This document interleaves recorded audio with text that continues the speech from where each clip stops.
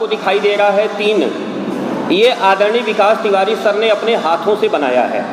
एक युवा अधिकारी के रूप में जब कोई व्यक्ति एक सोशल सर्वेंट बनता है ना, बहुत सारी रिस्पॉन्सिबिलिटीज, बहुत सारी जिम्मेदारियां उसके ऊपर आती हैं।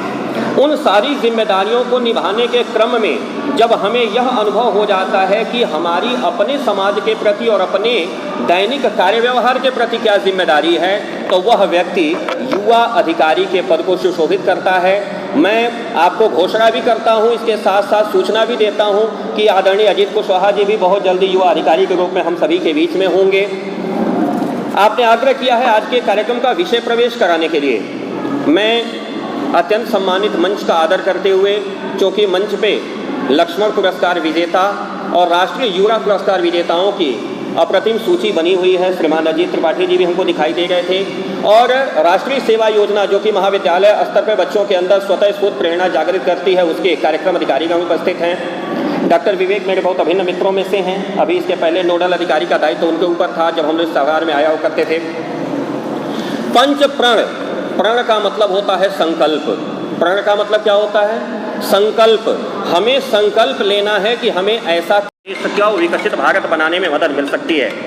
हमारे और आपके जो कर्तव्य हैं इस देश के प्रति, हमारे देश का जो कर्तव्य के रूप में भी निभेगा, ये मेरा स्वयं का विश्वास है। तो आज इस युवा संवाद के अवसर पर मैं आप सभी से ये आग्रह करूंगा कि अपने जीवन में सदैव प्रगति की कामना करिए।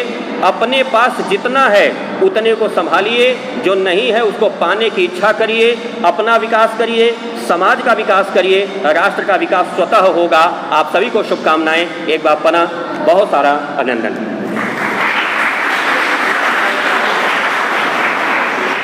बहुत बहुत धन्यवाद। आपने बहुत ही सारगर्भित रूप में युवा संवाद को परिभाषित किया। अब हम अपने युवाओं को सुनेंगे।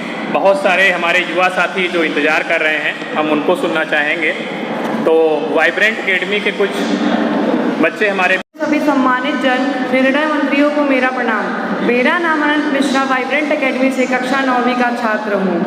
आज नेहरू युवा संवाद कार्यक्रम के उपलक्ष्य में मैं नागरिक कर्तव्य पर अपना भाव प्रस्तुत करना चाहता हूँ। तो ना पूछो ज़माने को क्या हमारी कहानी है, ना पूछो ज़माने को क्या हमारी कहानी है, हमारी पहचान तो सिर्फ ये है कि हम हिंदुस्तानी हैं, कि हम हिंदुस्तानी हैं।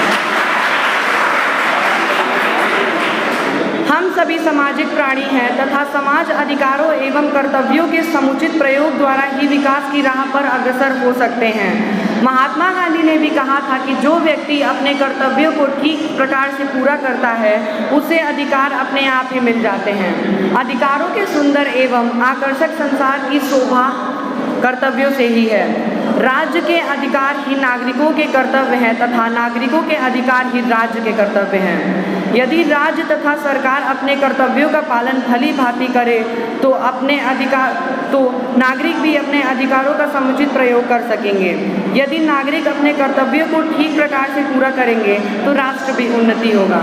तो मैं यहाँ संवैधानिक स्थिति की बात करता हूँ तो यहाँ पर मूल रूप से कोई भी मौलिक कर्तव्य का कोई उल्लेख नहीं था। जब हमारे देश के नागरिकों को और जब हमारे देश के सांसद को मौलिक कर्तव्य की आवश्यकता पड़ी तो एक समिति बनाई गई। उस समिति का नाम स्वर्ण सिंह समिति था। इस समिति के द्वारा सिफारिश पर भारतीय संविधान में 10 मौलिक कर्तव्य जोड़े गए, जिससे हमारे देश की शोभा और बढ़ गई। भारतीय संविधान में 11वां मौलिक कर्तव्य जोड़ा गया, जिसका यह उल्लेख किया गया था कि 6 से लेकर 14 तक की उम्र के बच्चों को निःशुल्क एवं अनिवार्य शिक्षा दी जाएगी। ये सभी मौलिक कर्तव्य हमारे राष्ट्र का जो सपना है उसको पूरा करने के लिए एक पूंजी बनती जा रही है, और यह मैं सामर्थ्य से देख रहा हूँ। जब हम कर्तव्य का पालन करेंगे तब हमारा देश विकसित होगा। हम लोगों को सतर्क होने की बारी है और हम लोगों को जगना होगा और अपने कर्तव्यों को याद करना है और अपने कर्तव्यों पर बल देना है। अब मैं विद्युत के प्रपेक्षा में बात करता हूँ तो सबसे पहले शासन का काम है कि हर घर में 24 घंटे बिजली पहुँचाना, और हम नागरिकों का यह कर्तव्य है कि हम लोग एक दिन में कितनी यूनिट बिजली बचा सकते हैं जिससे आने वाले समय में उससे कुछ काम हो सके। सरकार का कर्तव्य है कि हर घर में पानी पहुंचाना, हर खेत में पानी पहुंचाना, और हम नागरिकों का कर्तव्य यह है कि हमें पानी को संरक्षित करना है, केमिकल मुक्त खेती करनी है, प्राकृतिक युक्त खेती करना है। यह सब हमारा कर्तव्य है। हम सभी अपने कर्तव्यों को ध्यान में रखेंगे तभी जाके हमारा देश विकसित होगा। जब एक एक व्यक्ति अपने कर्तव्यों को ध्यान में रखेगा और उसका पालन करेगा तब जाके हमारा देश विकसित होगा। कुछ लोग कहते हैं कि वोट देने से क्या होगा, एक वोट से कुछ नहीं होता। उनको क्या पता कि एक वोट से सरकार बन सकती है, उसी एक वोट से सरकार बिगड़ भी सकती है और उस एक वोट से पूरा देश बदल सकता है। ये सब हमारा कर्तव्य है, हमें वोट देना चाहिए। फिर जब मैं भूमि की बात करता हूँ तो सबसे पहले मेरे मन में अग्नि की बात आती है। अग्नि अधिकतर मनुष्य की वजह से ही लगती है, जिससे हमारे जंगल जलते हैं, कई पेड़ पौधे जलते हैं। तो हमें शपथ लेना है कि हमें जंगल को बचाना है और पर्यावरण की सुरक्षा करनी है। अंत में मैं स्टेज के माध्यम से जाते जाते यह कहना चाहता हूँ कि इस नागरिक कर्तव्य से कोई अछूता नहीं है। पब्लिक हो, पुलिस हो, सांसद हो या प्रशासन हो, वो कोई भी नागरिक कर्तव्य से अछूता नहीं है। धन्यवाद। बहुत बहुत धन्यवाद अनंत, आपने पंचप्रण को वो शाम आए कि काश जिंदगी में कभी वो शाम आए, जिस मिट्टी से जन्मे उसके भी काम आए, जिस मिट्टी से जन्मे उसके भी काम आए। हर शाम को यही दुआ है रब से कि हर शाम को यही दुआ है रब से, देश के लिए खुद को कुर्बान कर काश शहीदों में मेरा भी नाम आए, काश शहीदों में मेरा भी नाम आए। परम सम्मान्य निर्णायक मंडल के सदस्य, सभा में उपस्थित सभी गणमान्य व्यक्तियों को मेरा नमस्कार। मैं नेहरू युवा कार्यक्रम में आप सभी का अभिनंदन और वंदन करती हूँ। तो मैं सृष्टि तिवारी कक्षा नवम वाइब्रेंट अकेडमी राघोनगर के साथ साथ समुच्चय भारत का प्रतिनिधित्व करते हुए यहाँ उपस्थित हूँ। मैं नागरिक कर्तव्य के उपलक्ष्य में अपने विचारों को आपके समक्ष साझा करना चाहूँगी। पाना है अधिकार यदि तो तुम कर्तव्य निभाना सीखो, कभी ना हक दूसरे का मारो, खुद मेहनत कर खाना सीखो, हंसो नहीं दूसरे के दुख पे, दुख में साथ निभाना सीखो। पाना है अधिकार यदि तो तुम कर्तव्य निभाना सीखो।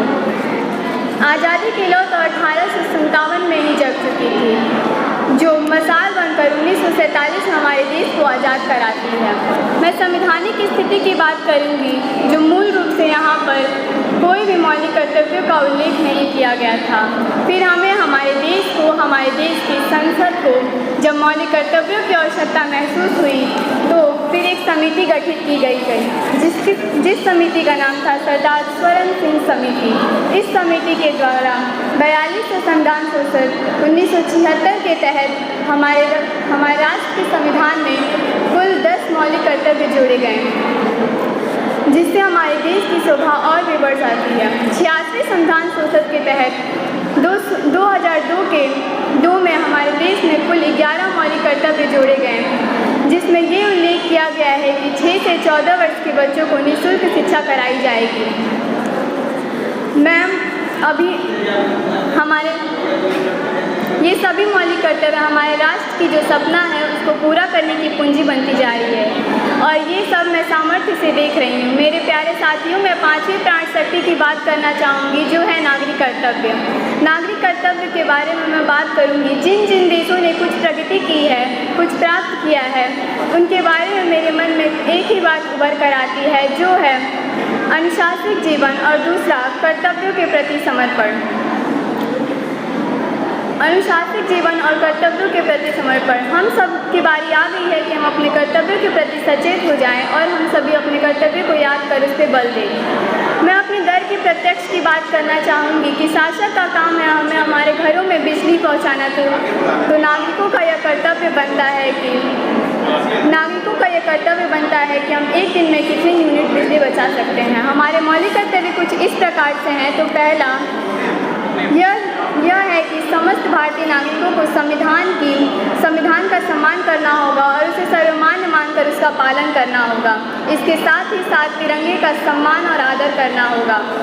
दूसरा, जिन गौरवपूर्ण व्यक्तियों के कार्यों से हमारे देश को आज़ादी दिलवाई एवं भारतीय स्वतंत्रता संग्राम में जिन्होंने अपने बलिदान दिया है, उसका आदर व सम्मान करना होगा। फिर इसी क्रम में तीसरा, राष्ट्र की एकता, अखंडता और संप्रभुता की रक्षा करना होगा और इसका आदर व सम्मान करना होगा। हमारा चौथा मौलिक कर्तव्य यह है कि राष्ट्र की विचारधारा और राष्ट्र के आदर्श मूल्यों की रक्षा करना। और पांचवा मौलिक कर्तव्य यह है कि भारतीय संस्कृति संरक्षण का बढ़ावा देना होगा और उसका संरक्षण करना होगा। और छठा, प्रत्येक नागरिक को एक समान आदर एवं उनके कर्तव्यों को समान देना होगा। सातवां, प्राकृतिक संपदा को संरक्षण करना होगा। वैज्ञानिक मानदंडों को अपने और राष्ट्र के विकास हेतु नवीन ज्ञान के क्षेत्र में अपना और राष्ट्र के हेतु संरक्षण करना होगा। 10वां, राष्ट्र के विकास हेतु सामाजिक कार्यकर्ताओं में हमें अपना भाग देना होगा। और हमारा आखिरी और 11वां मौलिक कर्तव्य यह है कि यह प्रत्येक माता पिता का उत्तरदायित्व होगा कि वह अपने बच्चों को प्राथमिक निःशुल्क शिक्षा 6 से 14 वर्ष करवाएं। रतन टाटा ने कहा था, विकल्प बहुत मिलेंगे राह भटकने के लिए, संकल्प एक ही काफ़ी है मार्ग तक जाने के लिए। हमें गर्व करना चाहिए कि हम भारत जैसे देश के नागरिक हैं जहां कर्तव्य को श्रेष्ठ माना जाता है, विचारों को नहीं। यहाँ के पौराणिक किताबों में भी हमारे कर्तव्य का उल्लेख किया गया है। तभी तो गीता में एक श्लोक भी है जिसमें हमारे कर्तव्यों पर ध्यान देते हुए जिसमें लिखा है, कर्मण्येवाधिकारस्ते फूलेषु कदाचन। कर्म पर ही तुम्हारा अधिकार है। अगर हम अपने कर्तव्यों को पूरा करेंगे तभी हम अपने अधिकारों को प्राप्त करने के काबिल हैं।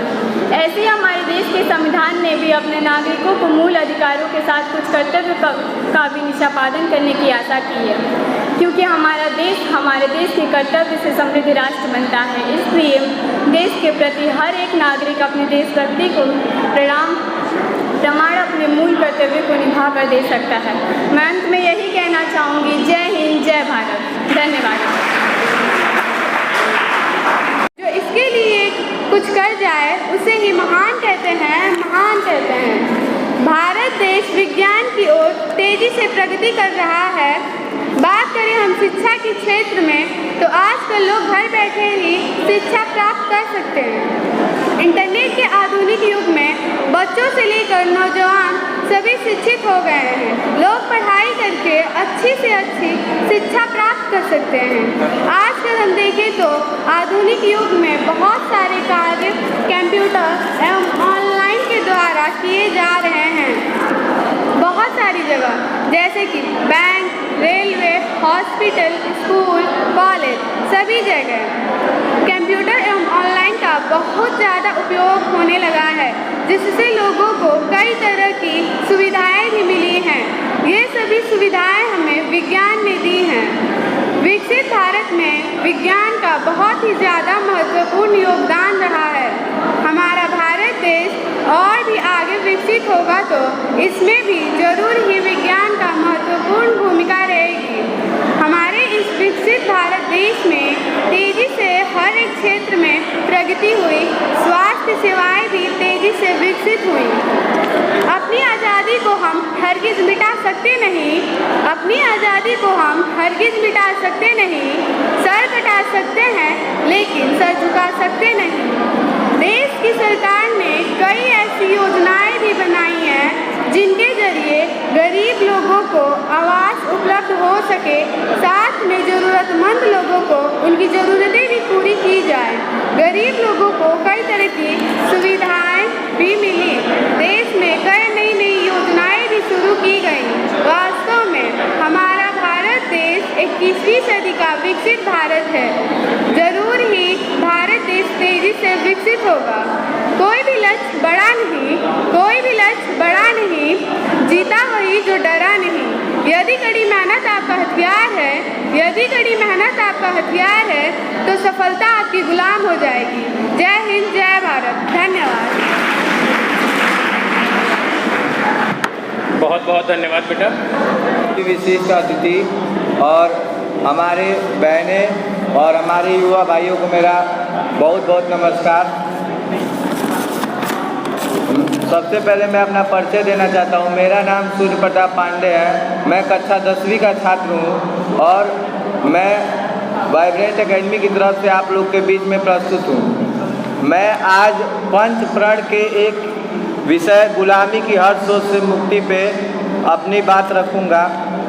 आज के दौर में तेज़ी से करवट लेती दुनिया और भागदौड़ भरे जीवन में युवाओं को हमारी समृद्ध विरासत और अतीत को याद करने का उचित समय नहीं मिलता है।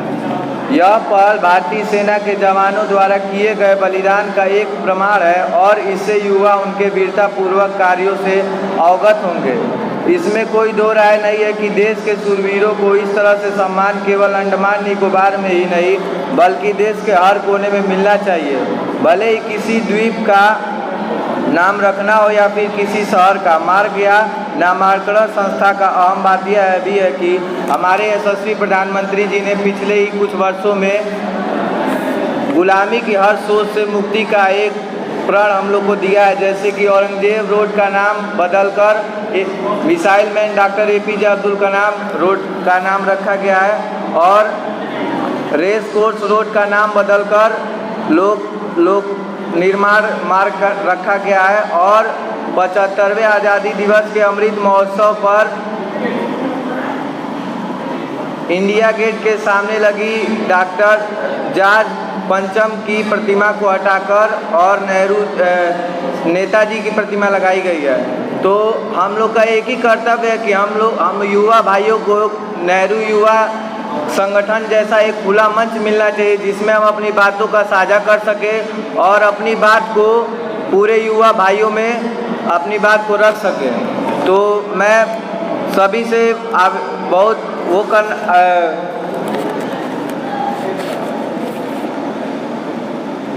गौरवान्वित महसूस करना चाहूँगा कि मुझे इस अवसर पे यहाँ अपनी बात रखने का अवसर मिला और सारे विशिष्ट अतिथि, मुख्य अतिथि और सभी लोग को मेरा सादर प्रणाम। मैं अपनी बारी को यहीं विराम देना चाहता हूँ। जय जवान जय किसान। सुनिश्चित करें कि क्या हमारे देश के प्रत्येक नागरिक के पास जितनी हमारी क्षमता है ज्ञान की, वो ज्ञान हम दे सकते हैं। क्या हमारे प्रदेश में, क्या हमारे जनपद में गौ माता या अन्य पशु भी वो सुरक्षित हैं, वो फल फूल रही हैं, उनको भोजन मिल रहा है। इनकी जिम्मेदारी को भी सुनिश्चित करने की जिम्मेदारी आपकी है।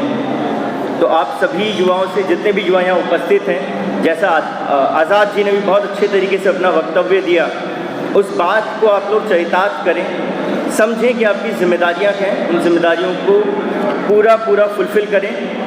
जब मैं अभी अजीत जी के बारे में कह रहा था तो इस बात को मैं भी बड़े हर्ष के साथ कह सकता हूँ कि मेरा भी अधिकांश समय समाज सेवा में निकलता है। इन्होंने UPSC को टॉप किया था और मुझे एक बार सौभाग्य मिला लखनऊ विश्वविद्यालय और उत्तर प्रदेश को टॉप करने का, सिर्फ समाज सेवा करने के बाद।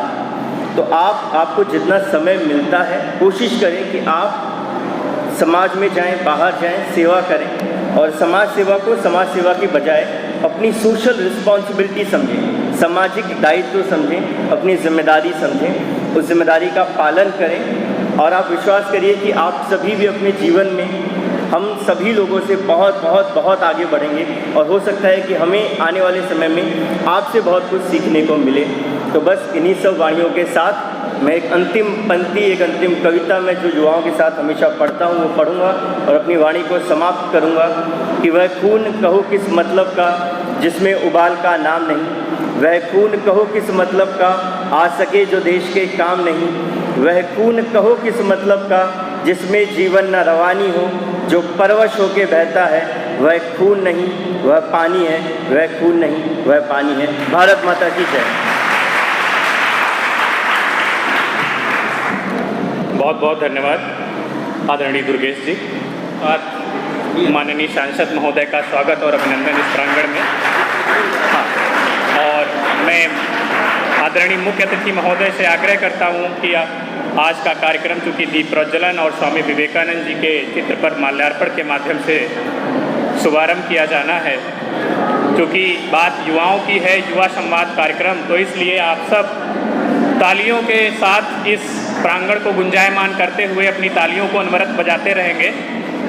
सभी लोग तालियों के साथ आदरणीय मुख्य अतिथि, विशिष्ट अतिथि और मैं अपने प्राचार्य महोदय से भी निवेदन करूंगा, इस कॉलेज के आदरणीय प्राचार्य महोदय से आग्रह करता हूं कृपया वह भी स्वामी विवेकानंद जी के चित्र पर माल्यार्पण करने का कष्ट करें।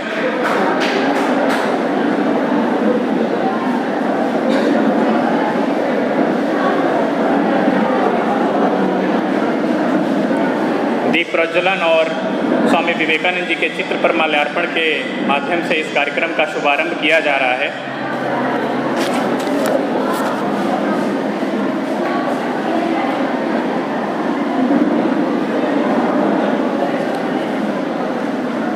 और इसी के साथ संत विनोबा पीजी कॉलेज की कुछ एनएसएस के स्वयंसेवकों के द्वारा सरस्वती वंदना गाई जानी है। तो जो भी बच्चे सरस्वती वंदना के लिए चिन्हित किए गए हैं, कृपया आप सब मंच पे आ जाएं। जिन बच्चों को सरस्वती वंदना गानी है वो एनएसएस की छात्राएं कृपया आ जाएं।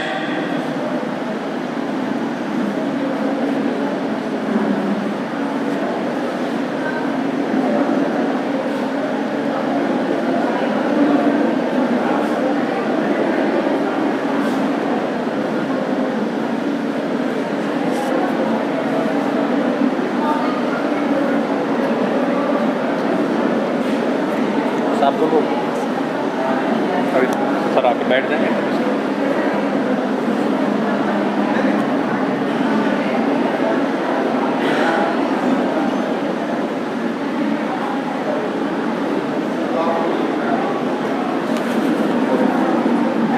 तालियां बजती रहें क्योंकि ये पूरा प्रांगण प्रकाश से जगमगा रहा है, इसलिए आप सब तालियां बजाते रहेंगे।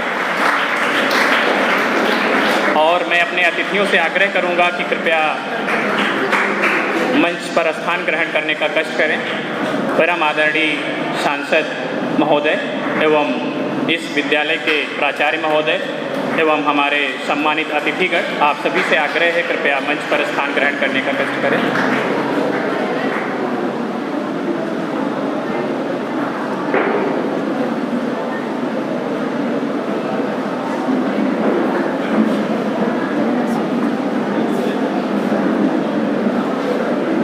और इसी कड़ी में हमारे बीच आप दो छात्राएं मौजूद हैं जो सरस्वती वंदना के माध्यम से स्वागत और अभिनंदन करेंगी। मैं आपको आमंत्रित करता हूं।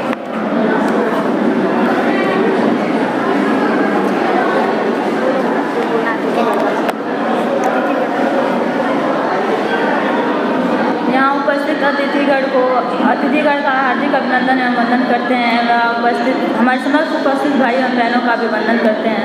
हम प्रस्तुत करने जा रहे हैं सरस्वती गीत। माँ शारदे कहाँ तू वीणा बजा रही है, माँ शारदे कहाँ तू वीणा बजा रही है। किस मंज ज्ञान से तू जग को लुभा रही है, किस मंज ज्ञान से तू जग को लुभा रही है।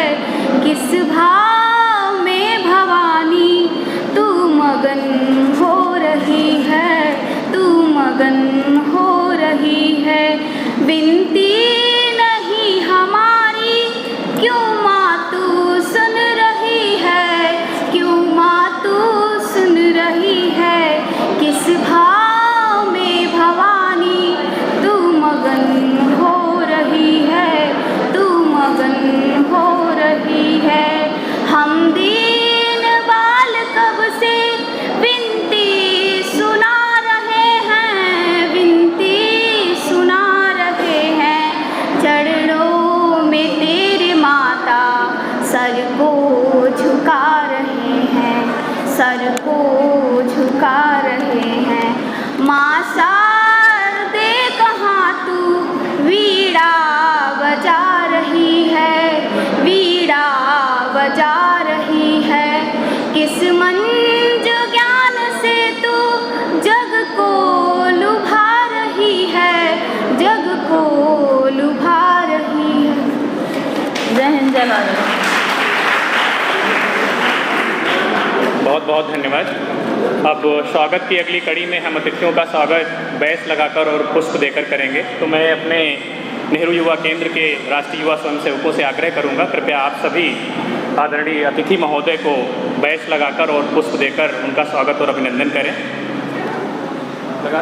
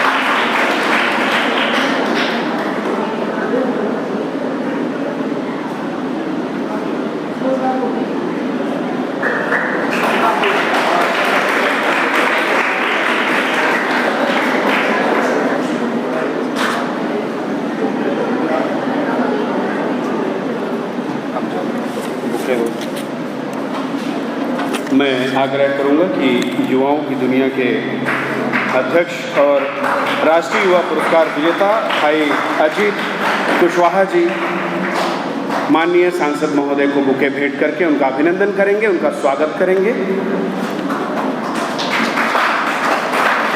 इसी क्रम में मैं उनसे आग्रह करूंगा, हम सबके बीच विद्यालय संस्थान के प्राचार्य जिनके मदद से, जिनके मार्गदर्शन में ये कार्यक्रम यहाँ पर संपन्न हो रहा है, आयोजित हो रहा है, उन्हें पुष्प भेंट करके उनका भी अभिनंदन और स्वागत करेंगे। अभी अभी अजीत जी का यूपीएससी में फर्स्ट रैंक आई है, यूथ ऑफिसर में भी, और आप नमामि गंगे में राज्य समन्वयक के रूप में अभी तक कार्य कर रहे हैं। मैं चाहूँगा रोहित कश्यप जी से कि वे आएँ और माननीय मुख्य अतिथि महोदय को इस युवा संवाद इंडिया 2047 की इस परिकल्पना को साकार करने के लिए जो पूरे देश भर के प्रत्येक जनपद में, एक जनपद में 3-3 जगहों पर ये जो कार्यक्रम आयोजित किया जा रहा है, उसका मोमेंटो भेंट करके उनका अभिनंदन करें, उनका स्वागत करें।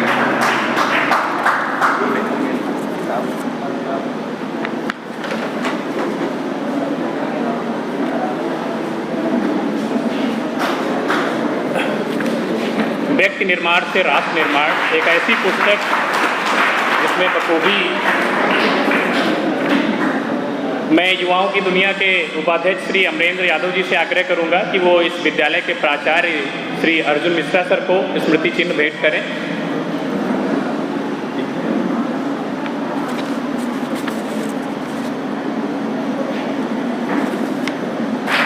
मैं श्री रविकांत मिश्रा जी से आग्रह करता हूं कि वो नेहरू युवा केंद्र के जिला युवा अधिकारी श्री विकास तिवारी जी को स्मृति चिन्ह भेंट करें।